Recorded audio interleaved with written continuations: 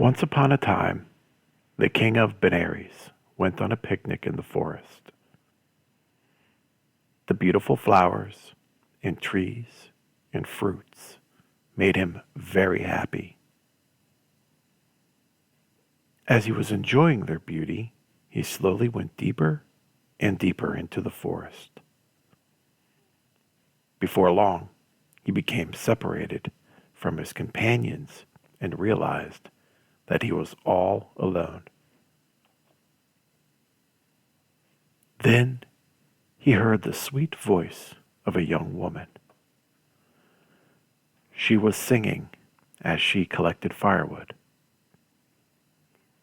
To keep from being afraid of being alone in the forest, the king followed the sound of the lovely voice. When he finally came upon the singer of the songs, he saw that she was a beautiful, fair young woman and immediately fell in love with her. They became very friendly, and the king became the father of the firewood woman's child. Later, he explained how he had gotten lost in the forest and convinced her that he was indeed the king of Benares. She gave him directions for getting back to his palace. The king gave her his valuable signet ring and said, "If you give birth to a baby girl, sell this ring and use the money to bring her up well. If our child turns out to be a baby boy, bring him to me, along with the ring for recognition." So saying, he departed for Benares. In the fullness of time, the firewood woman gave birth to a cute little baby boy. Being a simple, shy woman, she was afraid to take him to the fancy court in Benares, but she saved the king's signet ring.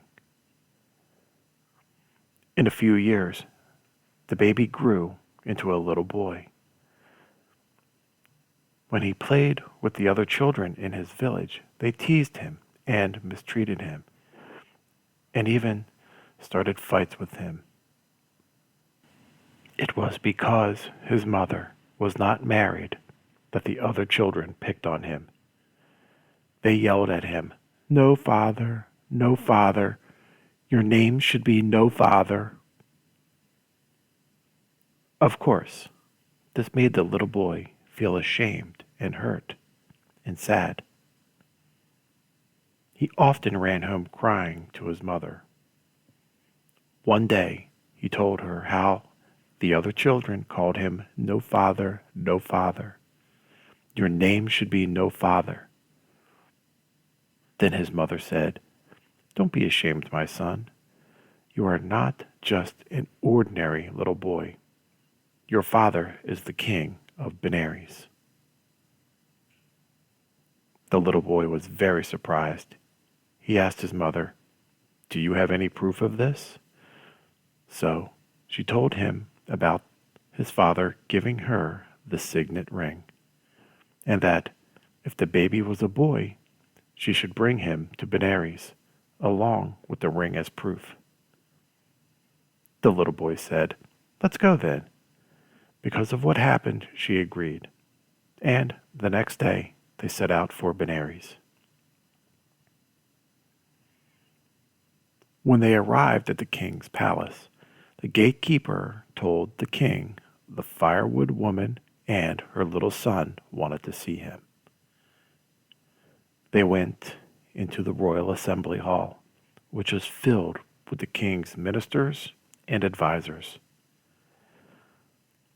The woman reminded the king of their time together in the forest.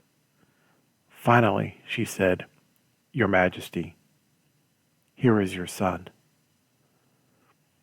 The king was ashamed in front of all the ladies and gentlemen in his court.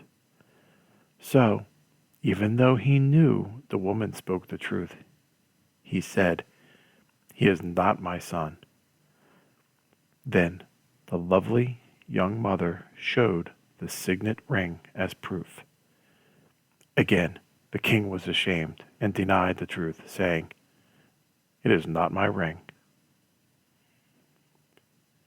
Then the poor woman thought to herself, "I have no witnesses and no evidence to prove what I say. I have only my faith in the power of truth." So she said to the king, "If I throw this little boy up into the air, if he truly is your son, may he remain in the air without falling. If he is not your son, may he fall to the floor and die."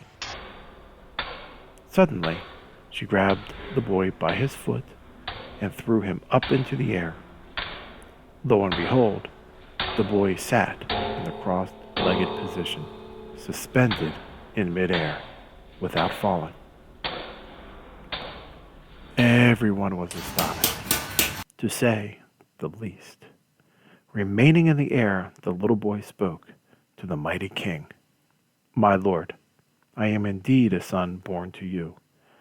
You take care of many people who are not related to you. You even maintain countless elephants, horses, and other animals, and yet you do not think of looking after and raising me, your own son. Please do take care of me and my mother." Hearing this, the king's pride was overcome. He was humbled by the truth of the little boy's powerful words. He held out his arms and said, "Come to me, my son, and I will take good care of you." Amazed by such a wonder, all the others in the court put out their arms.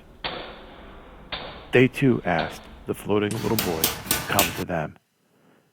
But he went directly from midair into his father's arms. With his son seated on his lap, the king announced that he would be the crown prince, and his mother would be the #1 queen.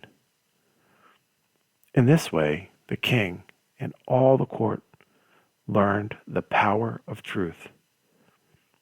But Aries became known as a place of honest justice. In time, the king died.